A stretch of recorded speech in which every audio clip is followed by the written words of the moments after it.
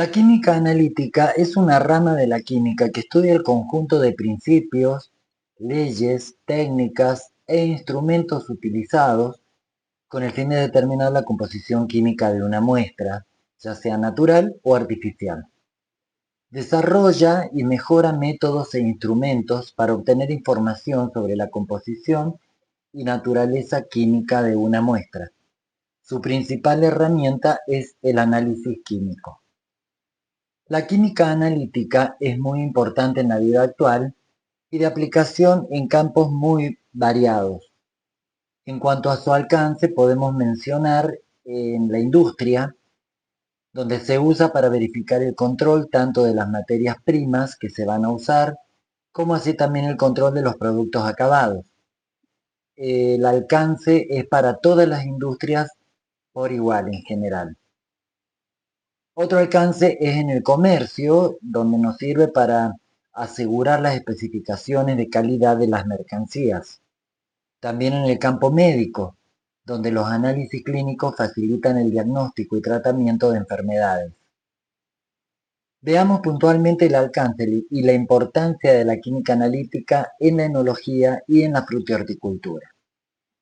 En la enología, para el control de calidad de vinos, permite identificar y cuantificar compuestos claves como el alcohol, azúcares, ácidos, sulfitos, taninos, entre otros, asegurando así la calidad del producto final. En la determinación o detección de contaminantes, ya que ayuda a detectar residuos de pesticidas, metales pesados o microorganismos no deseados que podrían afectar la seguridad o el sabor del vino. También en la caracterización de aromas y sabores, mediante técnicas instrumentales, tales como la cromatografía de gases acoplada a la espectrometría de masas. Se identifican compuestos volátiles responsables del aroma y del perfil sensorial. También en el seguimiento de procesos de fermentación, ya que se monitorean parámetros como el pH, concentración de etanol y de dióxido de carbono, para controlar y optimizar la fermentación alcohólica y maloláctica. En la determinación de la autenticidad y origen, ya que hay análisis isotópicos y de trazas que permiten verificar la procedencia geográfica y varietal del vino, combatiendo fraudes. En frutihorticultura, los aportes más relevantes de la química analítica e instrumental son el control de residuos de agroquímicos, que permiten detectar y cuantificar pesticidas, herbicidas y fungicidas en frutas y hortalizas para garantizar la inocuidad alimentaria. También análisis de nutrientes y calidad del suelo. Ayuda a determinar la presencia de macro y micronutrientes, pH, materia orgánica, etc., optimizando el uso de fertilizantes. También en la evaluación de la calidad post cosecha, ya que mide parámetros como acidez, azúcares, firmeza y contenido de agua para determinar la madurez, frescura y vida útil del producto. En la detección de contaminantes y patógenos, aplicando técnicas para identificar metales pesados, micotoxinas o microorganismos que pueden afectar la salud del consumidor. En el desarrollo de productos y mejoramiento genético, analizando metabolitos y compuestos bioactivos para seleccionar variedades con mejores propiedades nutricionales o funcionales. La química analítica se divide en cualitativa y cuantitativa. La química analítica cualitativa tiene por objeto reconocer o identificar los elementos o los grupos químicos presentes en una muestra. El análisis cualitativo responde a la pregunta ¿qué hay en la muestra? La química analítica cuantitativa determina las cantidades de esos elementos o grupos químicos y sus posibles relaciones químicas e incluso estructurales. El análisis cuantitativo responde a la pregunta ¿en qué cantidad se encuentran esos componentes en la muestra? La química analítica cuantitativa se subdivide en volumétrica y gravimétrica. En síntesis, el análisis cualitativo identifica una propiedad del analito o sus productos de reacción, mientras que el análisis cuantitativo lo mide numéricamente, es decir, lo cuantifica. Para realizar un análisis cuantitativo, necesitamos tener un previo conocimiento tanto del analito como de las otras especies presentes en la muestra que formarían parte de la matriz, ya que estos otros componentes presentes en la muestra pueden ser interferentes en el proceso analítico. Desde hace algunos años han tomado mucho auge los métodos que utilizan instrumentos mediante el uso de técnicas no destructivas para la muestra y que inclusive dieron lugar a otra clasificación de la química analítica en química analítica instrumental.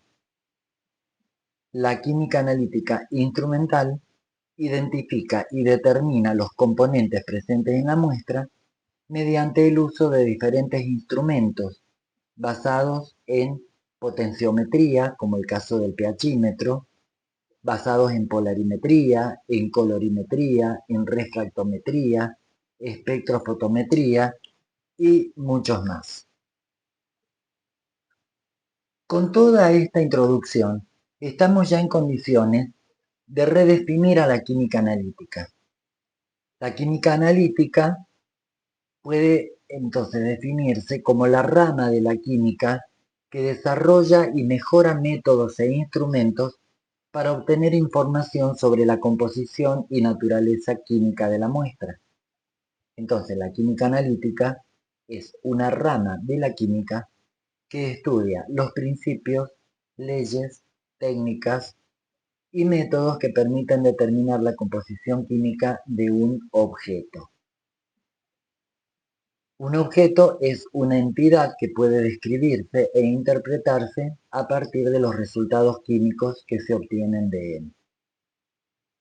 Bueno, esto no sé si quedó muy claro, pero un objeto puede ser, por ejemplo, un terreno en el que queremos cultivar y necesitamos conocer la calidad de ese suelo o sus características para saber si es apto para lo que nosotros queremos cultivar o para determinar cuáles serían los cultivos que podemos realizar en ellos, como así también para saber si ese suelo ha sufrido algún tipo de contaminación.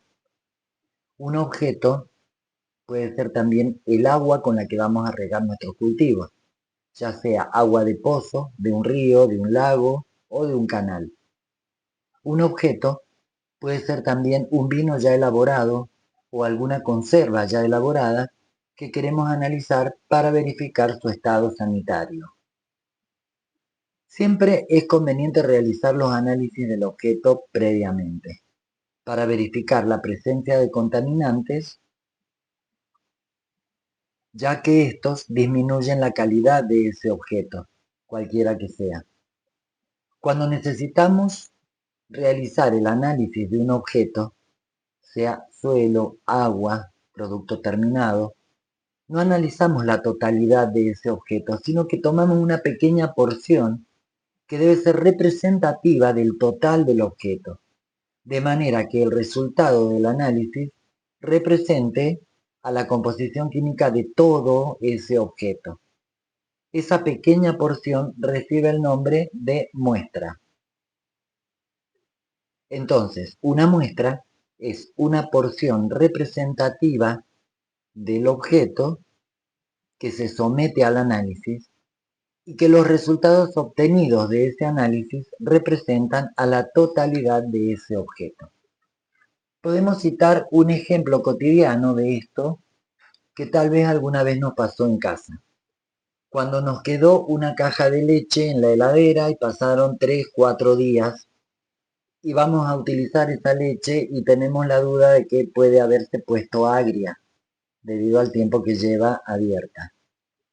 Entonces, la caja de leche sería el objeto. La totalidad de la leche contenida en la caja es el objeto. Ahora, para probar si está agria, no necesitamos tomarnos toda la leche que está contenida en la caja, sino con probar un sorbo, un trago, ya sabemos si está agria o no. Es decir, ese sorbo, que sería la muestra, me representa la totalidad de la leche que está contenida en ese objeto, es decir, la caja de leche.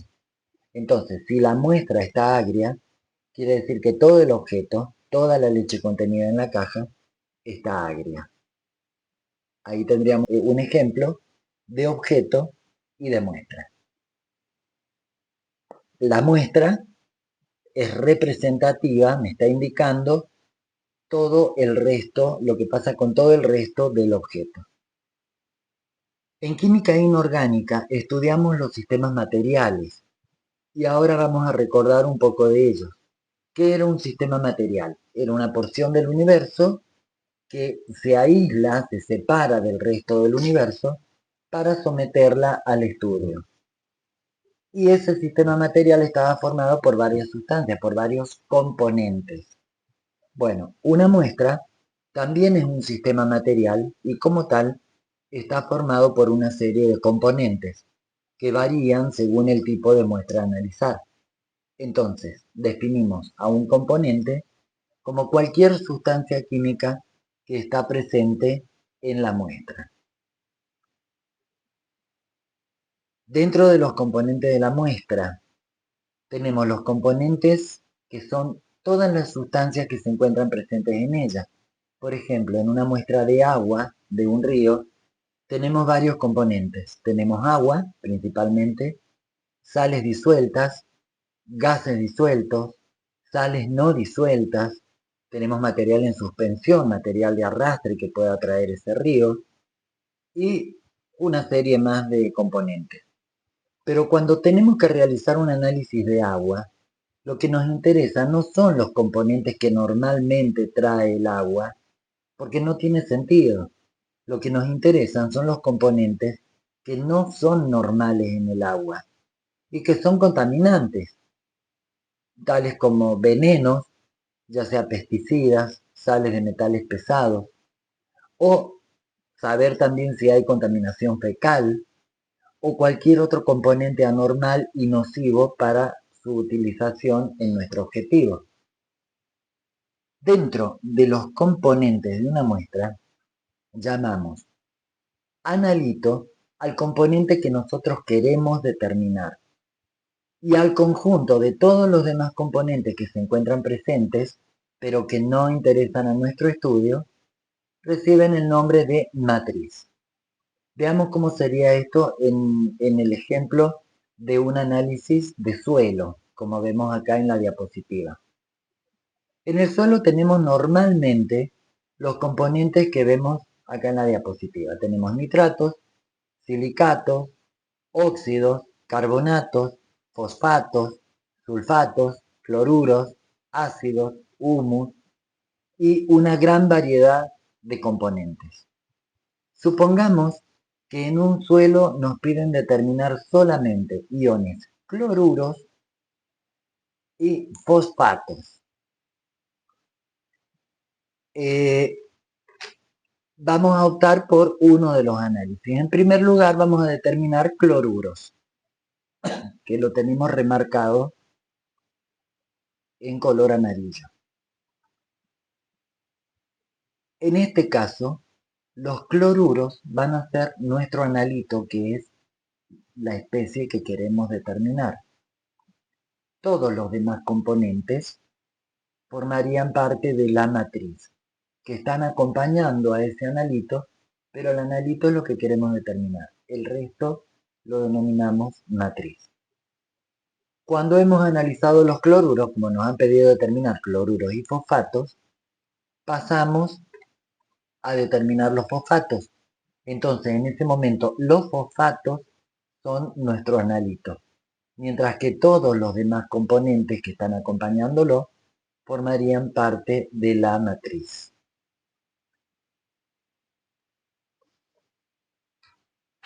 Repasemos entonces las definiciones de analito y matriz. Analito es la especie química concreta que se desea determinar en una muestra, mientras que la matriz es todo el conjunto de todas las sustancias que se encuentran presentes en la muestra y que están acompañando al analito. Para poder comprender mejor esta nueva clasificación de los componentes de la muestra, que sería clasificarlos en naturales y contaminantes, vamos a poner el ejemplo si tenemos que analizar el agua de un río que se utilizará para regadío de un predio y también para consumo animal y humano. Tomamos la muestra del agua y en ella tendremos una serie de componentes, algunos de los cuales, como dijimos, son naturales, es decir, que su presencia es normal. Entre estos componentes tenemos principalmente agua, dijimos que teníamos gases disueltos, sales disueltas. Si están disueltas y están ionizadas, vamos a tener iones cloruro, carbonato, sulfato, magnesio, calcio. Y también vamos a tener sales no disueltas, que son sales insolubles, como pequeñas cantidades de carbonato de calcio, carbonato de magnesio. Estos componentes siempre van a estar presentes y por lo tanto no tiene mucho sentido analizarlos, salvo casos muy especiales. Lo que sí es importante analizar y determinar son los componentes cuya presencia no es natural en el agua y que pueden ser contaminantes. En química analítica, al estudiar una muestra, es fundamental distinguir entre los componentes naturales y los contaminantes, especialmente en áreas como la enología y la frutihorticultura, donde la calidad, seguridad y características sensoriales del producto son clave. Entonces, componentes naturales son aquellos compuestos que se encuentran de manera inherente o esperada en una muestra, ya sea por su origen biológico, por su composición varietal o por el proceso natural de producción. Ejemplo de componentes naturales en enología.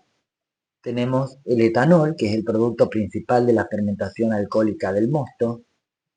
Tenemos el ácido tartárico, que es uno de los principales ácidos orgánicos presentes en la uva y también en el vino. Tenemos las antocianinas, que son pigmentos naturales presentes en la piel de las uvas tintas. En fruta y horticultura también tenemos ejemplos. Tenemos, por ejemplo, la vitamina C o ácido ascórbico, que se encuentra presente en cítricos, en pimientos y en otras frutas y hortalizas. Tenemos también azúcares naturales como la glucosa y la fructosa, que se encuentran en frutas como manzanas, uvas, y que son las que le dan el sabor dulce a las frutas maduras. Tenemos fibra dietética, presente en gran cantidad en vegetales de hojas, de frutas. Y también tenemos componentes contaminantes, que son sustancias no deseadas y que no forman parte natural de la muestra, cuya presencia generalmente se debe a procesos externos como contaminación ambiental, malas prácticas agrícolas, mal manejo post cosecha o fallas en la elaboración. Su presencia puede afectar la salubridad, la calidad organoléptica y o la aceptación comercial del producto. Ejemplo de contaminantes. A ver, en enología, los principales son los metales pesados, tales como plomo o cadmio, y que generalmente son provenientes de suelos contaminados o de los equipos. También podemos tener residuos de pesticidas que fueron usados en viñedos. También compuestos clorados, como el TCA, tricloroanisol, que son los responsables del llamado olor a corcho. Ejemplos en fruta y horticultura de contaminantes. Tenemos los nitratos excesivos en hortalizas de hoja y estos pueden estar presentes debido al uso intensivo de fertilizantes. Podemos tener también la presencia de micotoxinas, como la aflatoxina, que se encuentra en frutos secos o en cereales contaminados por hongos. Tenemos plaguicidas no degradados, que suelen estar en la superficie de las frutas. En química analítica, identificar y cuantificar ambos tipos de componentes nos permite, primero, asegurar la inocuidad de los productos. En segundo lugar, verificar el cumplimiento normativo, por ejemplo, los límites máximos permitidos de algunos residuos. En tercer lugar, preservar la calidad sensorial y nutricional. Otra clasificación de los componentes, hay muchas clasificaciones desde distintos puntos de vista, pero otra forma importante de clasificar a los componentes es dividirlos según su naturaleza química, en orgánicos e inorgánicos, y según su concentración relativa. Esta clasificación es muy importante ya que nos ayudará en la elección del método de análisis y el tipo de técnicas que nos conviene emplear. En cuanto a su naturaleza química, los componentes, dijimos, se clasifican en orgánicos e inorgánicos. Para poder seleccionar el tipo de análisis a efectuar y lograr los mejores resultados, es necesario conocer esta naturaleza química del analito, ya que generalmente no se ocupan los mismos métodos para un analito orgánico que para uno inorgánico.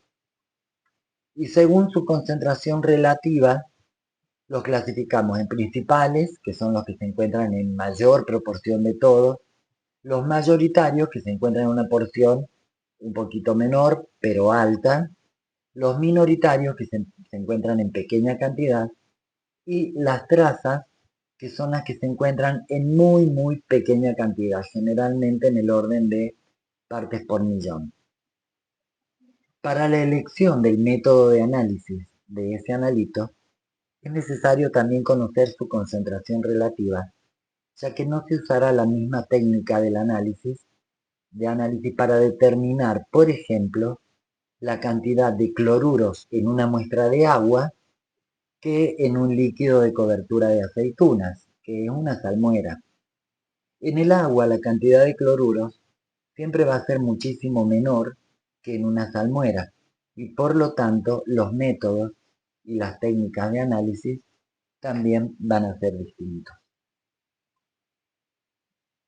La base de la química analítica es el método analítico, que es un conjunto de procedimientos que permiten determinar los analitos presentes en una muestra. Este método analítico, como todo método, consta de determinadas etapas. El método analítico consta de 6 etapas fundamentales. En primer lugar, tenemos la toma de muestras, que como dijimos tiene que ser representativo del total del objeto. En segundo lugar, el envasado, transporte y conservación de esa muestra. En tercer lugar, el pretratamiento. Si necesitamos, por ejemplo, analizar un agua de un río, que puede estar muy turbia, bueno, habrá que hacer primero un proceso de filtración, separar el material sólido en suspensión y luego analizar el agua. Eso sería un pretratamiento, tratamiento antes de realizar el análisis. En cuarto lugar tenemos el análisis químico propiamente dicho. El quinto paso, la quinta etapa, es la obtención de resultados y análisis de datos. Y la sexta etapa son las conclusiones. Cada una de estas etapas va a ser analizada una por una y en forma muy detallada en el próximo video en el que veremos la segunda y última parte de esta primera unidad. Para que el método analítico sea efectivo y nos permita obtener resultados más confiables, con mayor exactitud y precisión, debe reunir ciertos requisitos o características, que son rapidez, selectividad y sensibilidad. Con respecto a la rapidez, siempre se pretende que nuestro método sea lo más rápido posible o relativamente rápido, aunque no siempre es posible. Algunas técnicas requieren más pasos, o insumen más tiempo, o necesitan más pretratamiento. Entonces deben ser elegidas esas técnicas frente a otro método que tal vez sea más rápido, pero que sea menos selectivo y menos sensible. La selectividad está relacionada directamente con el reactivo químico que vamos a utilizar. Siempre conviene utilizar técnicas que utilicen reactivos lo más selectivo que sea posible, debido a que si el reactivo que se utiliza no es muy selectivo, vamos a tener el problema de las interferencias. Y vamos a tener que, si el reactivo no es muy selectivo, que es un reactivo general, vamos a tener primero que eliminar esas interferencias para recién poder analizar nuestro analito. Un ejemplo sería si nosotros en una muestra necesitamos determinar plomo, pero resulta que el plomo no está solo en esa muestra, está acompañado de otros metales también bivalentes como pueden ser mercurio, cadmio, zinc, cromo, manganeso. Entonces, si nosotros no usamos un reactivo muy selectivo, podemos utilizar un reactivo general que va a reaccionar con todos esos iones a la vez. Entonces, cuando nosotros hagamos la determinación de plomo, con ese método yo voy a estar determinando el plomo y todos los otros metales como si fueran plomo.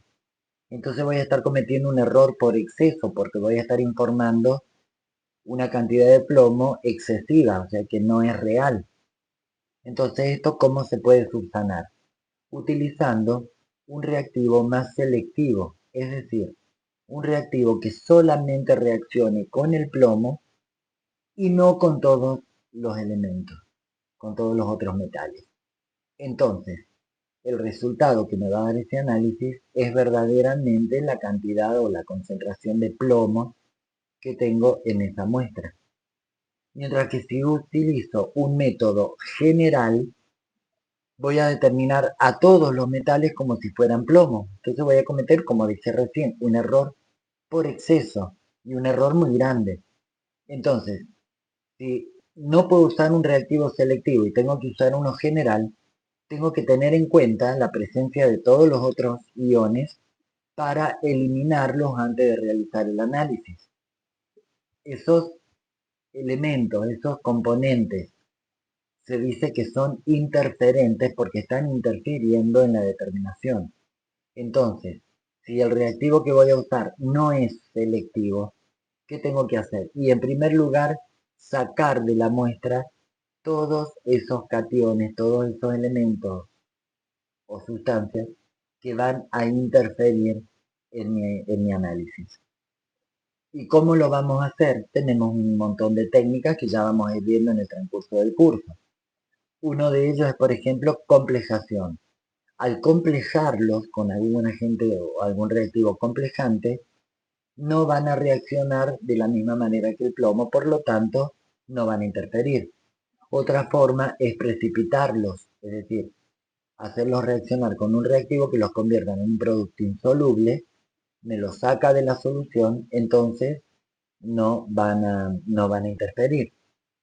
Entonces, tengamos en cuenta, ya vamos a ver bien la clasificación de reactivos generales e inselectivos, pero un reactivo general implica un error por exceso. Se necesita un reactivo selectivo o, si vamos a usar uno general, eliminar todos los interferentes, para lo cual tendremos que hacer un pretratamiento de esa muestra para eliminar tales interferentes. El tercer requisito es la sensibilidad. La sensibilidad es la concentración mínima de analito que yo puedo determinar con ese método. Es muy importante porque está directamente relacionada con el error que se va a cometer, que el error influye directamente en la precisión de la determinación y también influye el límite de detección. Dijimos que la sensibilidad es la mínima cantidad de analito que el método me puede determinar. Entonces, a veces, a la hora de decidir qué método vamos a utilizar, es muy difícil encontrar un método que cumpla con los tres requisitos, con rapidez, con selectividad y con sensibilidad. Entonces, como dije recién, el tiempo es un factor importante, pero a veces no importa si tenemos que usar un método más lento, si es que eso nos aumenta la selectividad y la sensibilidad. Y optaremos entonces por un método más lento, pero que sea más efectivo y más sensible. De la misma manera, tenemos algunos métodos que son muy selectivos, pero poco sensibles. Y también tenemos métodos que son muy sensibles, pero poco selectivos. Llegado ese caso, seremos nosotros quienes, como profesionales, debemos decidir cuál es el método que nos conviene usar. Y para tal decisión debemos tener en cuenta el tipo de muestra y también el analito que tenemos que investigar.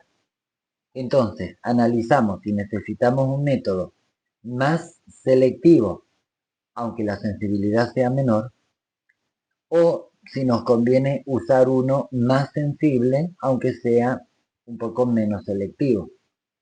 Eso es a criterio del profesional y depende, como dije, del tipo de muestra y del analito que tenemos que investigar.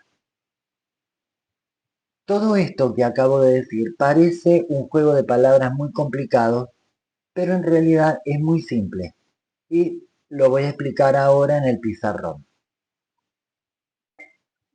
Vamos a hablar ahora de la sensibilidad, que dijimos que estaba afectada por tres puntos. La exactitud, que está relacionada directamente con el error. Vamos a hablar primero del error absoluto. El error relativo y el error porcentual los vamos a ver más adelante. Entonces, la sensibilidad depende de la exactitud, de la precisión del método que usemos y del límite de detección de ese método. Hablemos en primer lugar de la exactitud. ¿Qué es la exactitud? Cuando nosotros determinamos algo y caemos con un resultado exacto, es decir, lo que está presente en la muestra. Supongamos que nosotros preparamos una solución de una concentración de 8 gramos por litro de un analito cualquiera, entonces ahí tenemos un valor real. El valor real es de 8 gramos por litro. Y eso yo sé que es así porque yo pesé los 8 gramos, los disolví en agua y los llevé a un litro de agua. Ahora, yo aplico el método y a mí me da un error, o sea, aplico el método sobre esta muestra y a mí me dice que yo tengo 8,3 gramos por litro. Ahí se está cometiendo un error, porque ¿qué pasa? Sería exacto el método si yo al aplicar el método me da este resultado, que es igual al valor real. Entonces el error está asociado con cuán lejos estamos del valor real. Es decir, que el error absoluto está dado por la diferencia entre el valor experimental menos el valor real. El valor real dijimos que es 8 gramos por litro, pero en mi determinación me dio 8,3. Este es el valor experimental que yo obtengo. Valor experimental es de 8,3. Si yo hago esta resta para saber cuál fue el error que cometí, entonces yo digo, bueno, el valor experimental a mí me dio 8,3 menos el valor real, que dijimos que es 8,0. Esta diferencia, ¿cuánto me va a dar? 8,3 menos 8 es una diferencia de 0,3. Ese es el error absoluto que yo estoy cometiendo. Ahora, supongamos que cuando yo aplico el análisis, a mí me da un valor más chiquito del real.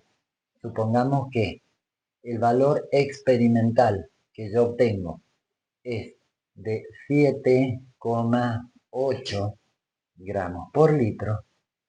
Bueno, la diferencia entre el valor real y entre el valor experimental y el valor real, ¿cuánto va a ser? 7,8 menos el real, que es 8 gramos por litro. Y esta resta, ¿cuánto me va a dar? 7,8 menos 8 me da menos 0,2 gramos por litro. Es decir, me da un valor negativo. Entonces analicemos. Si el valor que me da esta resta es positivo, estoy cometiendo un error por exceso. ¿Por qué? Porque estoy informando un poquito más de lo que en realidad tiene la muestra. Entonces, si esta diferencia es mayor de 0, es decir, un valor positivo, entonces estamos cometiendo un error por exceso. Ahora, si lo que yo determino es menor que el valor real, evidentemente esto me va a dar un valor negativo, que es lo que pasa en este segundo ejemplo que les di. Por lo tanto, si esta diferencia es menor de 0, entonces estoy cometiendo un error por defecto.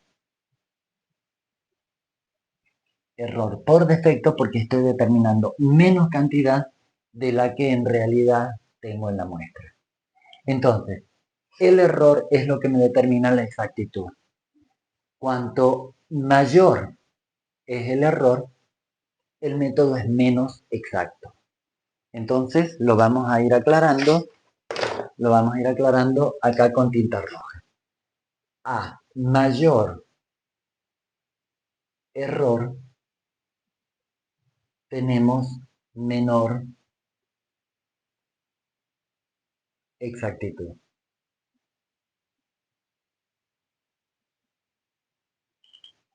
Cuanto mayor es el error, el método es menos exacto. Y viceversa. Cuanto menor es el error, es decir, la diferencia con el valor real, mayor va a ser la exactitud. La precisión con que está dada, con el grado de reproducibilidad. Reproducibilidad. ¿Qué quiere decir esto? Que si yo hago un análisis y me da un valor cercano o no al valor real.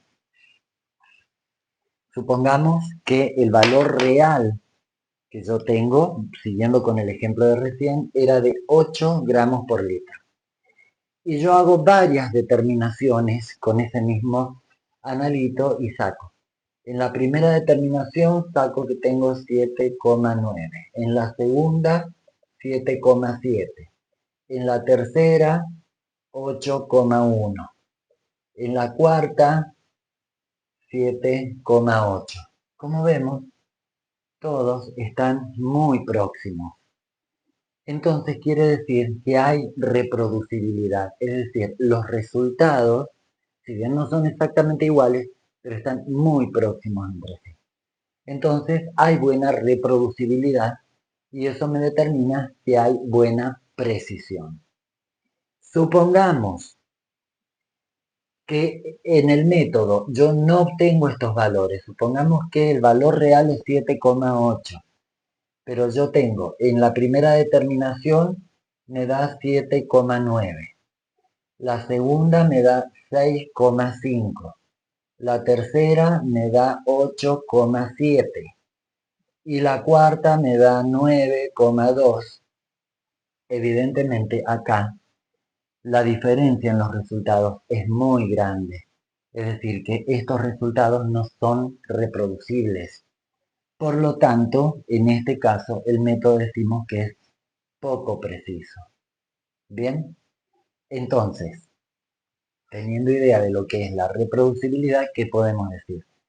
Cuanto mayor es la reproducibilidad, mayor es la precisión. Y lo vamos a aclarar también. A mayor reproducibilidad,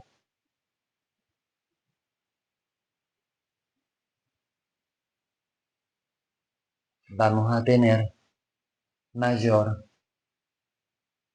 precisión.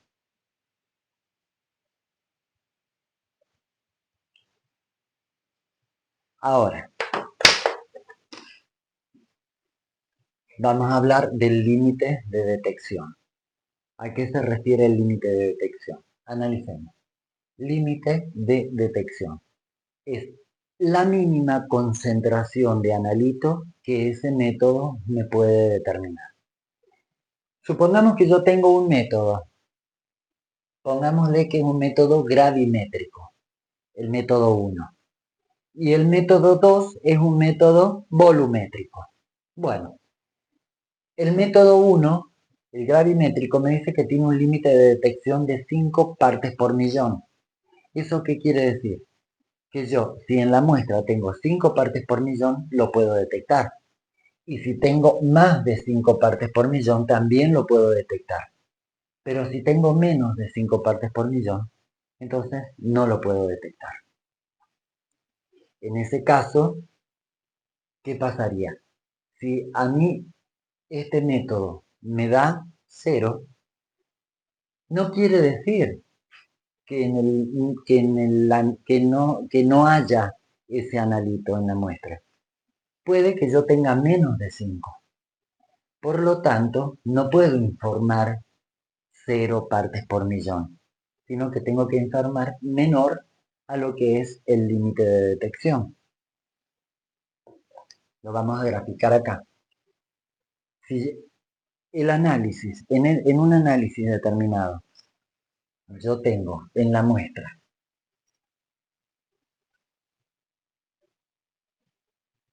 por poner un valor, tengo 3,5 partes por millón. Esa es la concentración de analito en la muestra, 3,5. Si yo aplico el método 1, el método 1 tiene un límite de detección de 5 partes por millón. ¿Qué quiere decir? Que el método 1 me va a permitir medir de 5 en adelante. Método 1. Este método gravimétrico que dice. Ahora, si la muestra que yo estoy midiendo es 3,5, 3,5 me va a caer por acá. Entonces, como su límite de detección, o sea, la mínima concentración que puede determinar es 5 partes por millón, esto son partes por millón. Como es menor, este método no me lo va a determinar. Entonces yo acá no puedo informar que la muestra no tiene el analito, porque sí tiene, pero tiene menos de lo que puede determinar. Entonces yo acá, ¿qué tengo que informar? Que la concentración es menor a 5 partes por millón, que es el límite de detección. Ahora, este método, evidentemente para esta muestra, para este analito, no me sirve. Tengo que recurrir a un método que tenga menor límite de detección. El método 2 tiene un límite de detección de 2 partes por millón. ¿Esto qué quiere decir? Que el método 2 me puede medir de 2 partes por millón hacia arriba. Por lo tanto, si yo hago este método, aplico el método 2, que dijimos como ejemplo que era volumétrico. ¿Qué pasa? Y sí, el valor que yo tengo en la muestra, 3,5 ppm, sí va a ser detectado por este método, por el método 2, pero no por el método 1. Entonces, por el método 2, sí voy a poder decir que la concentración del analito es igual a 3,5 partes por millón. Ahí sí puedo informar un valor. En este caso, no puedo informar cero, no puedo informar que no tiene, porque no tenemos la seguridad de que tenga menos.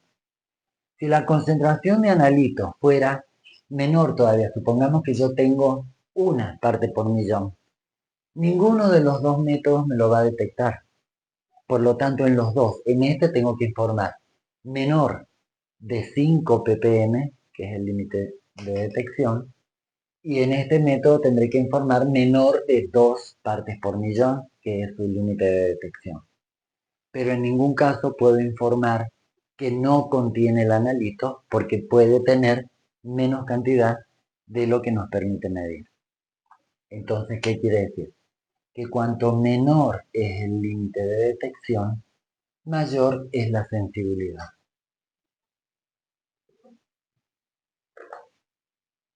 Entonces, a menor límite de detección, entonces vamos a tener mayor sensibilidad. Entonces, acá es donde ustedes, como profesionales, como buenos químicos, tienen que decidir cuál es el método que van a utilizar. Tienen que utilizar un método que cometa el menor error posible, porque cuanto menor es el error, el método va a ser más sensible. En cuanto a su precisión, cuanto mayor sea la precisión, el método va a ser más sensible.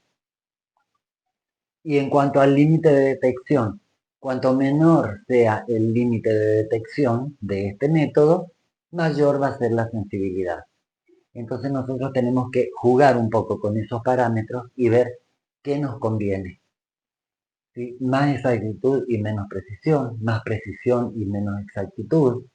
El límite de detección nos va a decir, en base a lo que nosotros pensamos que puede haber de analito en la muestra, vamos a elegir cuál es el mejor método en base a su límite de detección. Y siempre vamos a tratar de buscar uno que tenga el menor límite posible de detección. En esta diapositiva tenemos un resumen de lo que terminamos de ver, de lo que acabo de explicar. Ahora bien, los métodos analíticos, dijimos que había muchas divisiones desde muchos puntos de vista. Los métodos analíticos también se clasifican en métodos analíticos destructivos y métodos analíticos no destructivos. Los métodos analíticos destructivos son aquellos que someten a la muestra a una reacción química conveniente a partir de una sola alícuota. ¿Y qué es una alícuota? Es una pequeña porción de muestra que se toma para realizarle el análisis. En ocasiones, en una misma muestra tenemos que hacer varias determinaciones y no podemos gastar toda la muestra en una sola determinación, sino que tenemos que repartirla en pequeñas porciones para poder hacer todas las determinaciones. En una porción vamos a analizar cloruros, en otra vamos a determinar plomo, en otra porción vamos a determinar fosfatos. Bien, cada una de esas porciones en las que se divide la muestra para hacer los distintos análisis se llama alícuota. Entonces, alícuotas son esas pequeñas porciones de muestra sobre las cuales vamos a realizar los distintos análisis. Entonces, en ocasiones, si tenemos que hacer varias determinaciones, como decimos, separamos la muestra en distintas alícuotas, tantas alícuotas como análisis queremos hacer. Sobre cada alícuota se agregará el reactivo necesario para la determinación, para cada una de las determinaciones.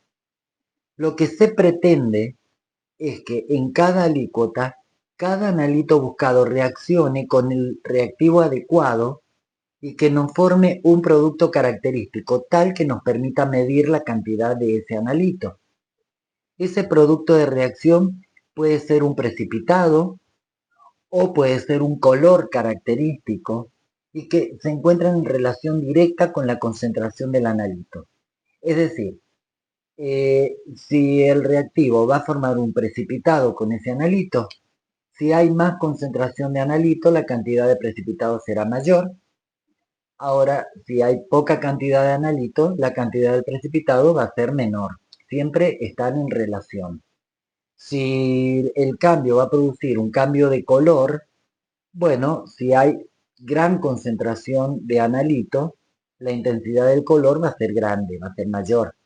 Ahora, si tenemos poca concentración de analito, la intensidad del color también va a ser menor. Una vez que hemos realizado una determinación sobre una alícuota, esta alícuota ya no nos sirve más y la tenemos que desechar. Entonces, si queremos hacer otro análisis de otro analito o repetir la misma determinación para poder tener dos valores y luego promediarlos, que es muy común esto en química analítica, pero si queremos hacer eso debemos usar otra alícuota. La que ya hemos utilizado no nos sirve más. Eso sería en cuanto a los métodos analíticos destructivos. Ahora, los métodos analíticos no destructivos son aquellos que analizan la muestra tal como está, sin someterla a ningún tratamiento químico. Y estos en general son los métodos instrumentales, como sería por ejemplo la medición del pH de una muestra, en cuyo caso vamos a introducir el electrodo en la muestra y hacemos la lectura del pH en el visor de ese pHímetro, sin haber provocado ningún tipo de reacción química, es decir, sin alterar la composición química de la muestra, de manera tal que esa misma muestra esa sí nos sirve para seguir haciendo otras determinaciones. También el análisis químico puede clasificarse de acuerdo al esquema que vemos en esta diapositiva, según la cual el análisis se divide en estructural, en cualitativo y en cuantitativo.